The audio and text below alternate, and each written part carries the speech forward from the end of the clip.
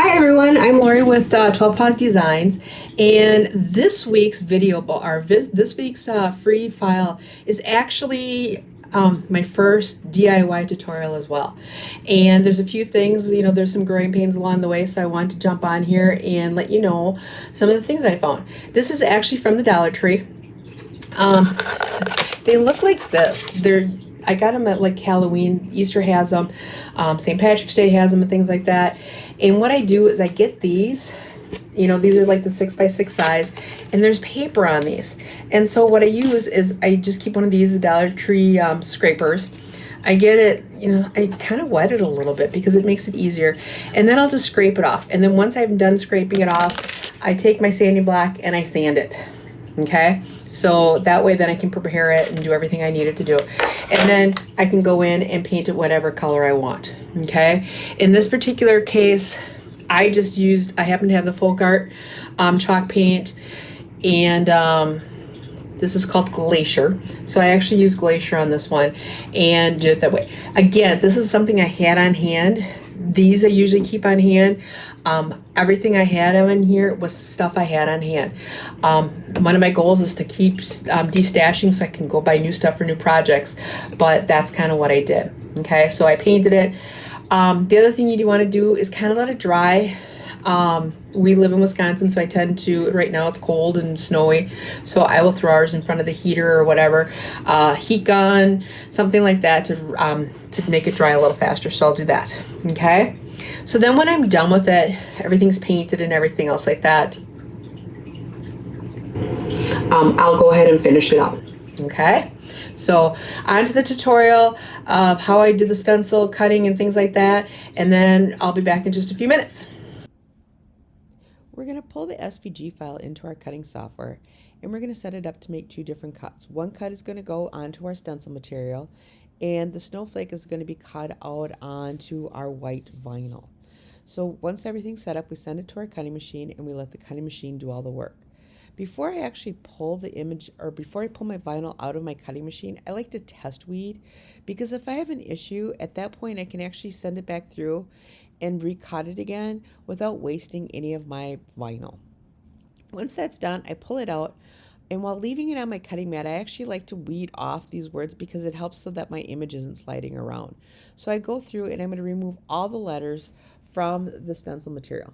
Once that's done, I'm going to flip it over and I'm going to pull the mat away from the stencil material, cut everything down so that I can then place the transfer tape onto the image so that I can prepare to apply to the board. So I lay it all down, I burnish it, cut it off, and make sure everything is good at that point.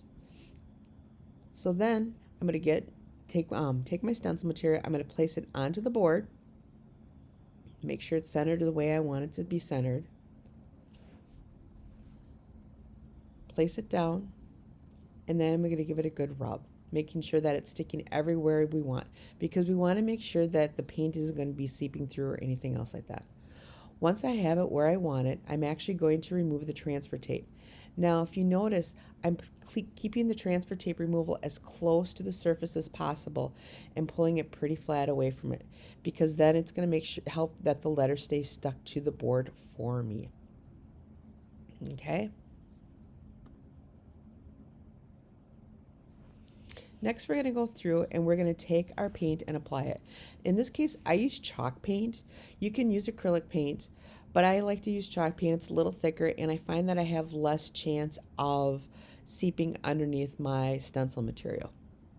And so you're just going to go through. I like to use a makeup sponge, and I apply the paint to the stencil material. Once I'm done with that, then I want to remove the stencil material as soon as possible. If I do not do that, then you run risk of chance of seepage and drying and things like that, making it tougher to do. So then you want to pull your material.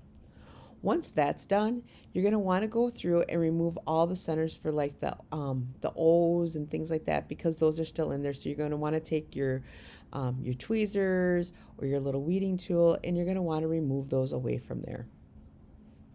Once that's done, you are all set to go. And now we're going to take and we're going to also weed out our snowflake. So we're going to pull our vinyl away from there. We're going to cut everything down and make sure everything is weeded out the way we'd like it to be weeded.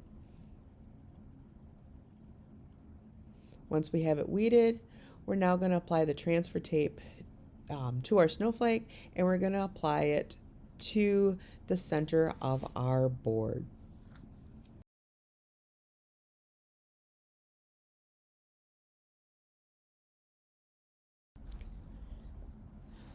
When I was working on this and I was getting ready to apply it, I realized I wanted to give it a distressed look. So I actually grabbed the sanding block and I actually sanded over the edges and I sanded over the center of it to give it that distressed antique look. I then took some brown chalk paint and I just took a stiff bristle brush, dried it as best as I could, and then just lightly spread that onto the image and the board to give it a nice looking of distressed.